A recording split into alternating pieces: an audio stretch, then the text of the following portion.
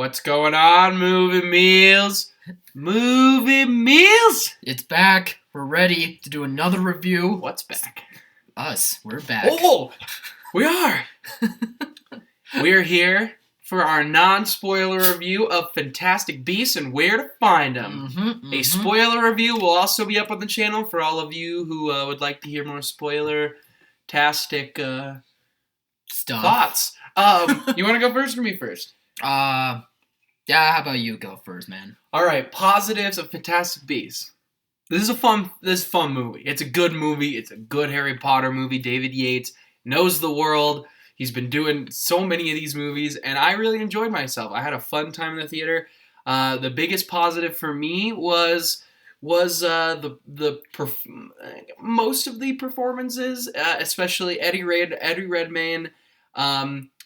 I don't know the actor's name, but the man who played Jacob. Yeah, the Muggle. Doug something, maybe? I don't know. But I thought he was really good. I thought he was very funny in the film where it wasn't cheesy and campy. And it's all this, without getting into spoilers, it's all the stuff about the briefcase and the creatures that I really loved. The look of all the creatures and the design, I really, really liked a lot of them. And I loved the briefcase. I don't want to spoil anything, but the scenes involved, you know what I'm saying? Oh, yeah.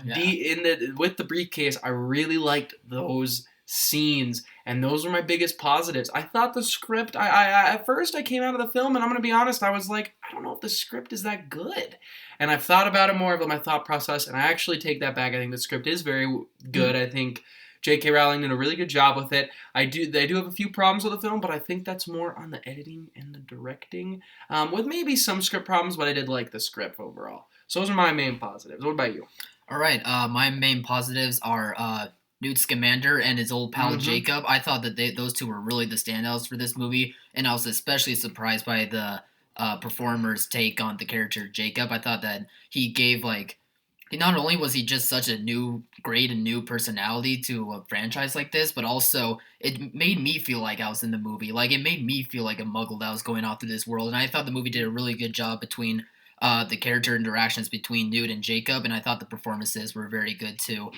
One of the big takeaways for me was not only did we get the sense that we're back in a universe filled with magic and adventure, but also the fact that we got that mixed in with a 1920s vibe, as well as having creepy aspects in the movie here and sprinkled here and there. I thought those were really great combination on the tone throughout the movie, and I enjoyed the humor in this movie too. I knew it was gonna have one or two humorous lines, but I didn't know it was gonna be as funny as what I was getting out of it. So that was another big takeaway for me as well. Very enjoyable movie.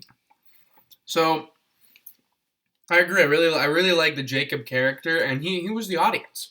They explained stuff to him because they're really just explaining it to us, but he's also comic relief and he works well. But also wasn't so much exposition, really. Like, it was It quick, wasn't. No, it was good. but it still worked, yeah. And I gotta echo, too, I actually liked the girls. Both the girls I really, really liked.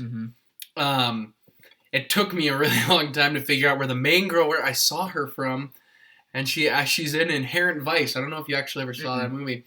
If you've seen Inherent Vice, there's a specific scene in there, you probably know what I'm talking about. That it was weird going from that scene to her in this movie, but it was good because she's a really good actress. Just a little side note. But my negatives on this film, I thought a few characters were really pointless until about the end of the film. Yeah. Specifically, Ezra Miller's character and Colin Farrell's character. Now I can hear the Harry Potter fans going nuts right now. I liked Colin Farrell a lot more at the end, but I also kind of got a hint of what happened before it actually was revealed. There were some obvious things I thought that if you're a big Harry Potter fan, you're like, got it. And what happens to Colin Farrell's character at the end, without getting into spoilers, I hope we see Colin Farrell come back. Yeah, and if you've seen the movie, you understand what I'm talking about.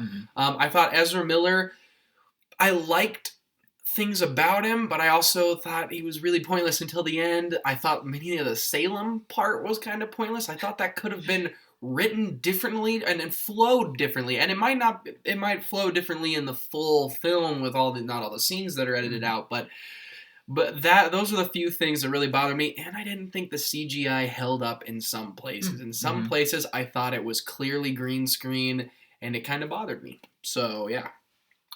As with my negatives, I did think that some of the writing was kind of weird in some places. Like I thought when the script was being written, I could easily see a bunch of parts being taken out, including what you were saying about the Salem family type stuff. I believe they're called the Shaw family, and Ezra Miller's character is part of that too. I love Ezra Miller; like he's one of my favorite Perks of Being a actors Wallflower. right Go now. check it out. Yeah, exactly. Let's talk about Kevin. Go check it out. And I was very disappointed. I really wanted him to have a big shot in this movie, but he was very underutilized to me, and as well as the Shaw family stuff, including him, was really not that necessary. I was feeling it to be very pointless.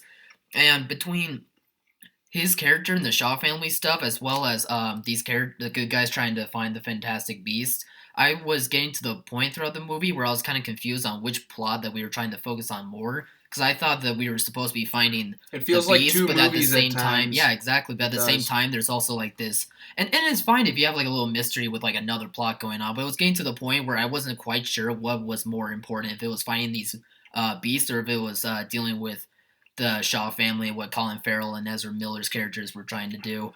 And I felt that was very disappointing. And going off on other characters, I really like Colin Farrell too, but again, he was underutilized, at least to me. And I actually did not like the character Tina very much. I thought she performed very well, but she was just written to me where she didn't have like a really good chance to shine. Like she felt like that she was getting pushed back from the spotlight way too much, and that was very disappointing because I wanted to see a really good female character be able to go toe in toe with Newt Scamander, because I thought that would be a really good balance between the two, but she just kept getting pushed out so much to the point where it was making me very disappointed. Other than that, though, very good movie. Score out of 10 for me, I'm going 8 out of 10. Had some issues, but I thought it was a fun and enjoyable film. Yeah, as for me, 7.5 out of 10. I knew you were going there. A little lower than you, but yeah, very enjoyable. I think the Harry Potter fans will really enjoy this movie, and it is a good movie, just with some writing details I think was really the strongest negative. So yeah, there you go. All right, guys, if you want to hear more, go check out our spoiler review. Yes, please do. As always, Mom, thanks for watching. See you guys.